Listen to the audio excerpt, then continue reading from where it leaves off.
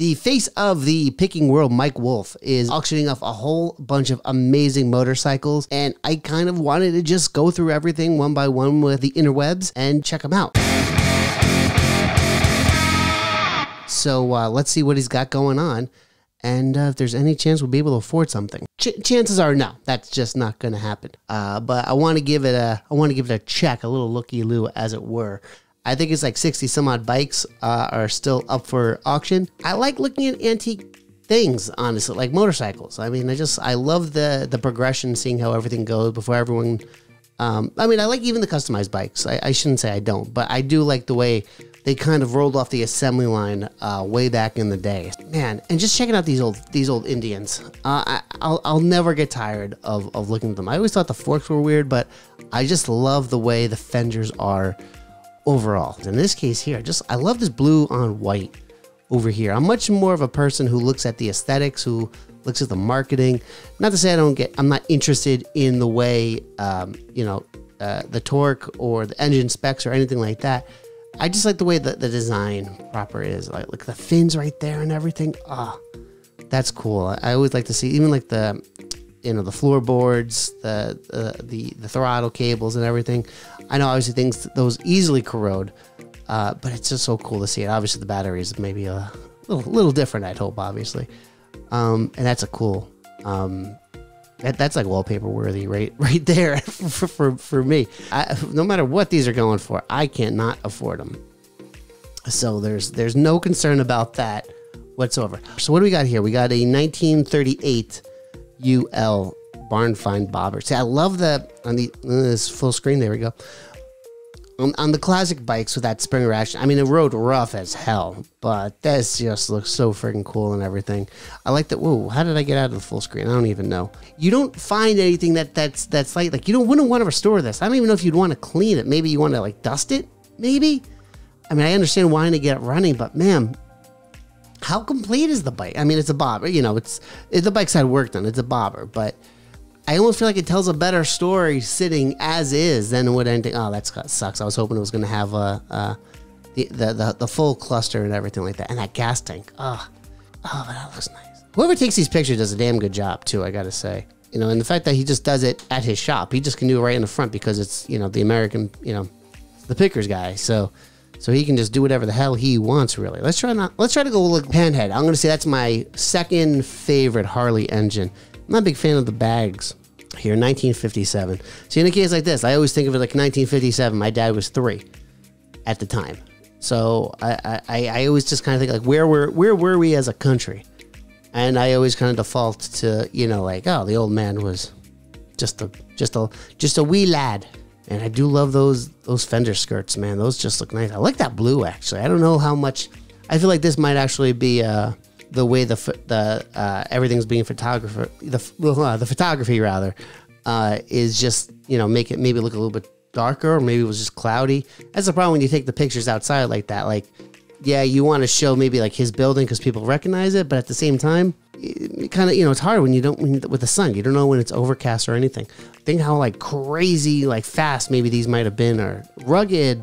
People saw these at the time, and I think that's part of the intrigue to me, anyways, on what makes these things so awesome. Really, at the end of the day, they're super X custom. I always like when you look at the non-Harley, the non-Indian bikes of way back when, because they're so I don't want to say they're forgettable. I mean, they don't get the limelight, obviously, but it's like, oh yeah, there was other stuff going on at the time. 45 cubic inch engine from 1929. So think about it. Babe Ruth was still going strong, dude. Lou Gehrig as well. I know I keep going to the Yankees, but that's my bread and butter, so it's easy for me to say that. That's a sharp red, my goodness. Nice and sharp. Even the seat looks too good. We're going to be going like bike by bike, aren't we? That's okay. Obviously, it's had some work. That is not... Can't imagine that being coming off the factory floor like that. Yep, that's a Ford logo right there. Did not expect to see that today. 1950 Panhead Bobber. Now, this is the kind of bike I can get into. I love those badges. Oh, do I love those freaking badges right there. They don't match, though. Okay, worry about that later. But a Panhead. My second favorite engine right there. Oh. Oh. Okay. Okay, this may be my new favorite bike right here. This is beautiful. Holy cow. This, ladies and gentlemen. Gentlemen and ladies. Ooh. This, I may need some alone time with this bike. This is gorgeous. Okay, what do we got? We got 1947 Indian Chief. And that's another thing. I like yellow. I like the way the yellow, something about yellow just pops. I like it on book covers, comic books. When it's done right in the automotive sense, I just think it's absolutely gorgeous. This looks mean. This looks like it'll hurt you. So see, I don't know a lot, and that's what drives me nuts about these bikes. Because I should, and I don't. It drives me nuts. Now, the first bike I do not like, and that's okay. Now, let's say you get this bike. Are you restoring it? Are you leaving it exactly as is? I mean, this is an over 100-year-old motorcycle.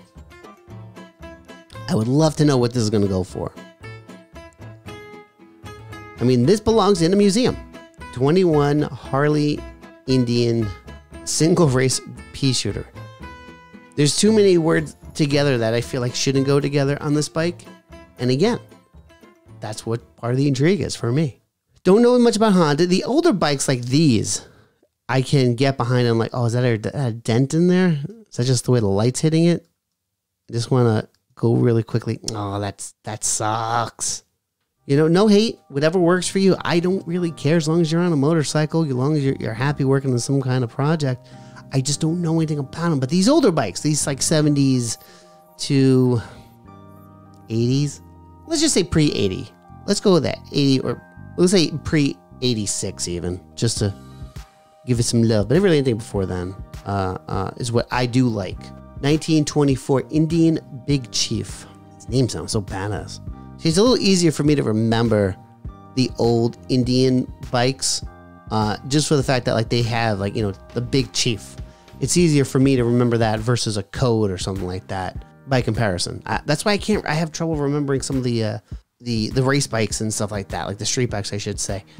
It's hard for me to remember that stuff, to be honest with you. It's not my strong suit. I feel like this might have looked even nicer than it would have come off of the assembly line. Another one. Now this is interesting.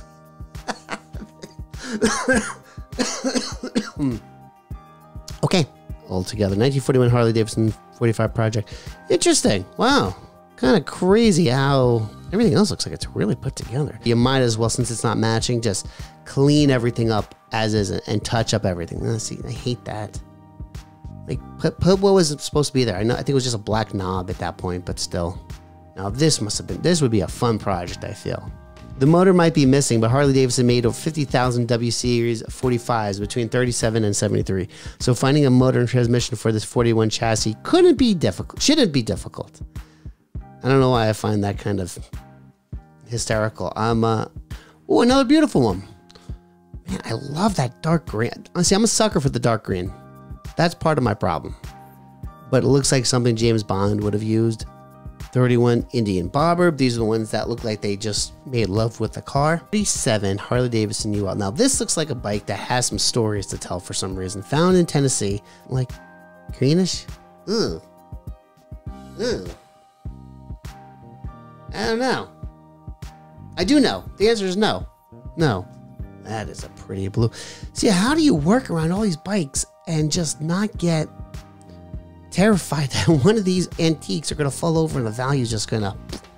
1915 Excelsior. Oh, you know, no big deal. Just a bike that's over 100 years old and looks phenomenal shape. See, the military bikes, I see, that's the thing. Like, who knows what these bikes could have seen.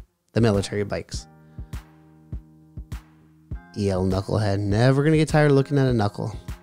This is just like a rusted out mess. This was like behind, this had to have been behind someone's like barn find from Louisiana. I don't know if the barn had a roof. Okay. For a second, I thought I might have been like, I looped on everything, but I definitely know I did see this. Definitely one of those bikes you don't forget. You know, we'll see how much these bikes are actually going to go for. later on down the line. I'm actually kind of excited to see what actually happens down the road. Hopefully everything was great. Give a like and a subscribe. I'd really appreciate it. And until next time, ride safe, take it easy. Have a good one. Bye-bye.